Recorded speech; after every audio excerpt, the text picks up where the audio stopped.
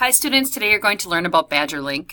Badgerlink is a library of resources that is sponsored by the Wisconsin Department of Education. So if you think about a library, what do you usually find in a library? That's what you'll find here.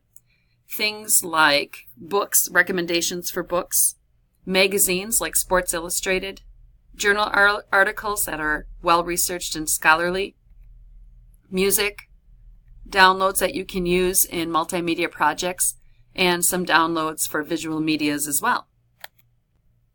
Looking at the who behind Badgerlink, you'll notice that there's not a huge staff. It's pretty streamlined. The one thing I want to tell you, though, is even though there's not a lot of staff with Badgerlink, they get back to you really quickly. You will get an answer for something within a day if you use their Contact Us option with email, because I have done it. When is Badgerlink open? Badgerlink is open 24 hours a day, 7 days a week, almost. They do an update at 12 midnight, so you may have to re-log in, and you'll be right back in by 12:01. So pretty much 24/7. Who can access Badgerlink? Only Wisconsin residents can access Badgerlink, and they have a system on their side that's able to look at your IP address and distinguish whether you are a Wisconsin resident or not. And if you're not, you will be rejected. You'll get something that's called the Whoops page. And if you ever receive that while you are in Wisconsin, it's because you probably forgot to log in. And I'll show you how to do that within this podcast. The other thing I want to tell you is Badgerlink is for Wisconsin residents, so use this when you go to college, if you're college bound as well. It's free. There's a ton of things to use there, and it's super easy to use their citations, so you don't have to do so much legwork with that part of research. So why is it that we use Badgerlink instead of other services? Well, it's a huge savings to us, to any library in the state of Wisconsin, public or school library. And what happens is it's purchased at the state level, so they basically buy in this huge bulk. Otherwise, it would cost something to the effect of like $74 million to get everything that they offer if we would buy that separately. And then when the state buys it, they pay something like 2 point something million, and it turns out to be a savings of 97%. But there's even more reasons to use it. Badgerlink's information is licensed information. So if you think about buying a Wisconsin Badger shirt that is from Dollar General, and then if you go and buy it from the Nike store, which one always costs more? Well, the licensed stuff. And this is the same thing. So it's things you're not going to be able to find on Google because there's money behind it, and they're saying if you access this, you have to pay us first. So they have 1 billion full-text newspaper articles, 18,000 videos or video clips, 11,000 information about medications, 8,000 journals, 1,900 full-text reference books, so your encyclopedias and such. And then they have this whole area of genealogy that's just exploding. Many people use it.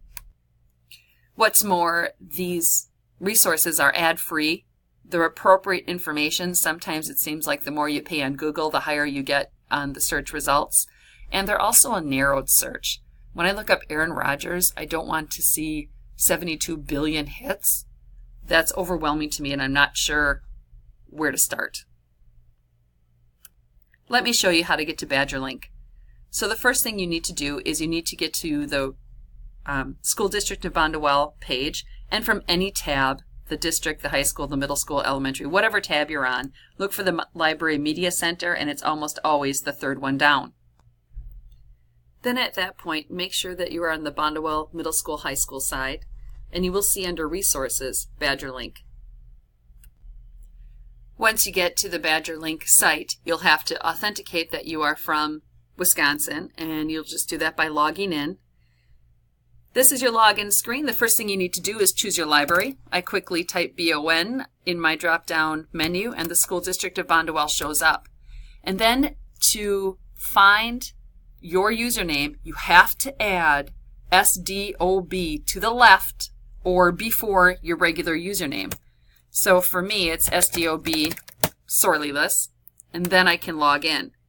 And what's happening now is before you could choose some things, but you won't see them. But now I'll have access to things. This is your regular search screen. If you use this search screen, it's a lot like going to a physical library. So for instance, if I wanted to look for the newspapers, that's where I would go. I'd go where all the newspapers are. Or if I wanted to go by the encyclopedias, where all the encyclopedias are. This isn't my favorite way to search because I like to search the old Google fashion way, right? Where you put in a keyword and you see all the hits. So what you'll use is super search. Right here, did you see that? Super search is right there. And then you can choose, I already have Aaron Rodgers up, what you're looking for. Choose search, and then what will happen is it will pull from no matter what source. If it's a video, it'll show up here eventually. If it's a magazine, it'll show up. If it's an encyclopedia, it will show up in this search. So I really like this one, this way to search. I want you to notice that there's 49 resources, and those resources are like clearinghouses. So right here I have this little F means full text article, otherwise it's just an abstract. Right here I have a full text article. It says the publisher is Time Inc. And you notice that three resources hit on it, and that's because they get their magazines, they might have pay for licensings to the same people. Just like if you go to Dunham's, you can buy something from Nike, but if you go to Dick's, you can buy something from Nike. It's the same kind of thing. So if I want to view the article, I select it. It loads up. Now I can see that the source was Sports Illustrated. They're owned by Time. I see a bunch of keyword hits.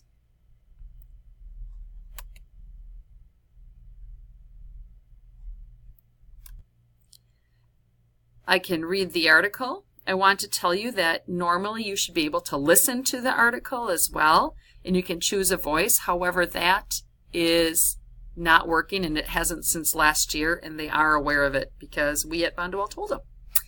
I want to show you this. So you can save your article. You can have a folder here. It's almost always easier to just kind of put it in your OneNote to save it, so then everything's a little bit more organized. But as you do your citations, if you decide to use this, you can choose this cite arrow and then just go down, because at this age I'm sure you're using modern language, MLA, and then you can copy and paste, and everything is in the exact format that you need to have for MLA citations. Makes things pretty easy. I want to go back to Badgerlink Home, and I want to evidently I got logged out. It's good to show you that again anyway. Bondwell, make sure I put SDOB to the left or in front of my regular login. I want to show you something that you may use for multimedia projects. If you go into all formats and choose multimedia and then hit apply,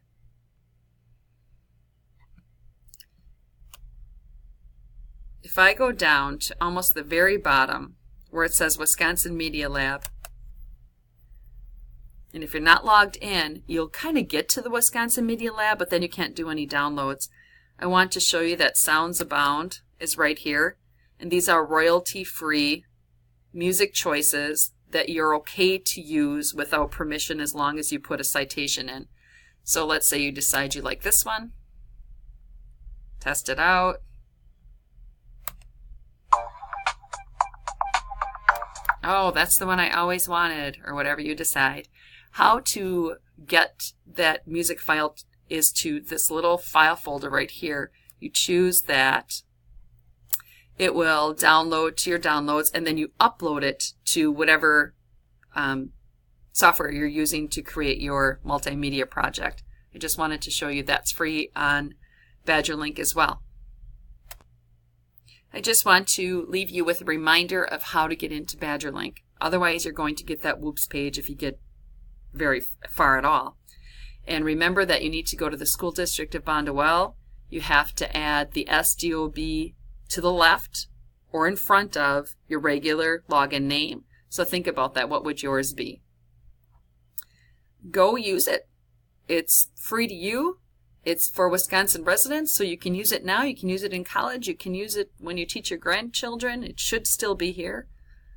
Enjoy and let us know at the library if you have any questions.